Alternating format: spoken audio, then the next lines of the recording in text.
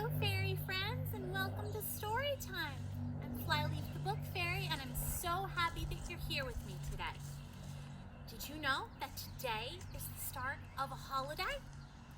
Passover begins tonight. Now, life has been very different recently, hasn't it? And guess what? Our holidays are going to be a little different too. They'll be different than they were last year. They may even be different than what you've been planning. But you know what? You'll figure it out, and I bet you'll have a wonderful holiday. So today, we're going to read a story about a different kind of Passover by Linda Leopold Strauss. A different kind of Passover. Why is this night different from all other nights? 5 times, 10 times, all the way to Grandma and Grandpa's, I practiced the 4 questions. At our Seder tomorrow, it will be my job to ask the questions, and Grandpa will answer by telling us the story of Passover. But then I remember that Grandpa was in the hospital until yesterday, so maybe he won't be at the Seder. Mom says he's better, but still very weak. I can't imagine a Seder without Grandpa at the table. Even though Seder night is supposed to be different from all other nights, what I love most about Passover at my grandparents' are the things that are always the same. Like running up the stairs to the apartment after Grandma buzzes us in.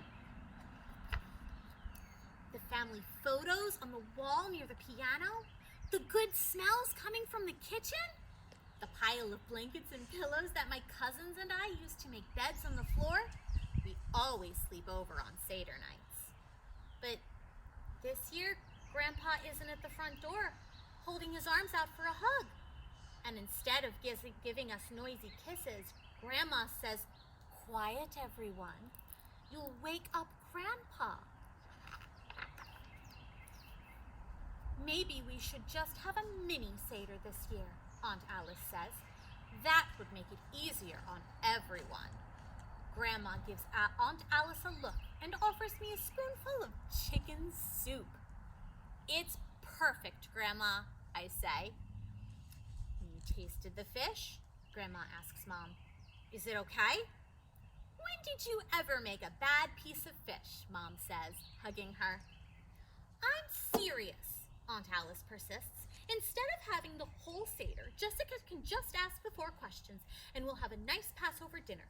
A little bird told me Jessie's been practicing the questions in Hebrew." "In Hebrew?" marvels Grandma. "Really, Jessica?" "Yes, but we need to have the answers too, Aunt Alice," I insist. "That's what Grandpa always says. Just ask him." "No one's asking Grandpa anything," Aunt Alice says sharply.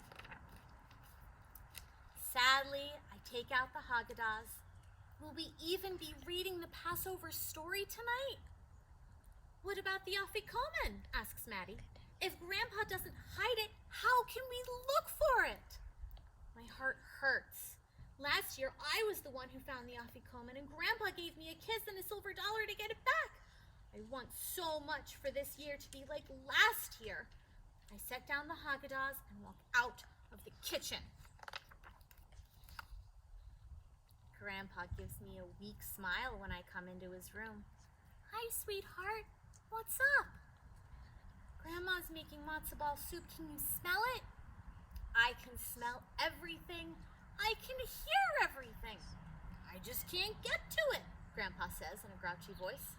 I stare at him. Grandpa's never grouchy. He tries to sit up. "Let's have some help with these pillows," he says. Grandpa looks a lot better after I plump up the pillows behind him. At the Seder, he would have leaned on pillows too, because in ancient days, leaning on pillows at meals was a sign of freedom. "Grandpa!" I exclaim. Suddenly, I know how he can come to the Seder. My shout brings Grandma running to the bedroom. "See how Grandpa's door opens to the dining room?" I say excitedly. He can lead the Seder from his bed. Go to the Seder in my pajamas? Says Grandpa, shocked. Does God care if you're in your pajamas? Retorts Grandma. Listen to your smart granddaughter. She hugs me. We spend the day getting ready for the Seder. We take out the velvet matzah cover and put in the 3 matzahs, including the afikomen. We arrange the Seder plate and set the table. We put Elijah's cup in a place of honor. As I sit at the Seder table, these things are the same as always. The beautiful Seder plate, a Haggadah at every plate, Grandpa leading the Seder, me asking the 4 questions, this year in Hebrew. The 10 drops that I drip from my grape juice glass with my finger, 1 for each plague God sent the Egyptians until they let our people go, and Grandma saying, just when my stomach can't wait another minute, time to eat! These things are different.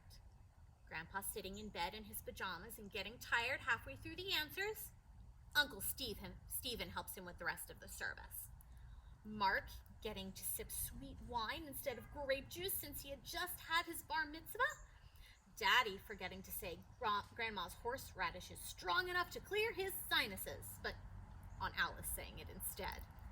And this year, of course, Grandpa won't be hiding the afikomen. As Aunt Alice clears the fish plates, Mom checks on Grandpa. She whispers something to him and fusses with his pillows. I see Grandpa smile. Then his eyes flutter shut. Mom pulls up his blanket and comes back to the table. After dinner, it's time to finish the Seder, but Uncle Stephen doesn't have the afikomen. How did it go missing? We need to finish the Seder. Mark, Maddie, and I search all over the house. We save Grandpa's room for last. When I come near his bed, he opens one eye and winks at me.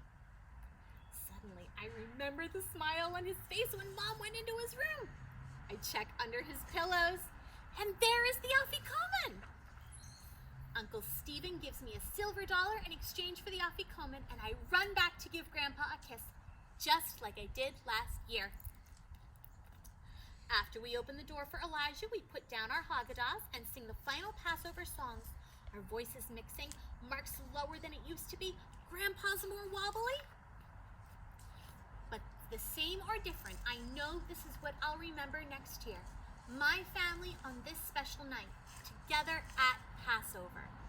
I hope you and your families can be together on this special night for Passover. And I hope that you find all the good things that you remember from last year. And I hope that you find some new things that are good that you can remember next year. Thank you so much for joining me for Storytime. I'll see you again soon.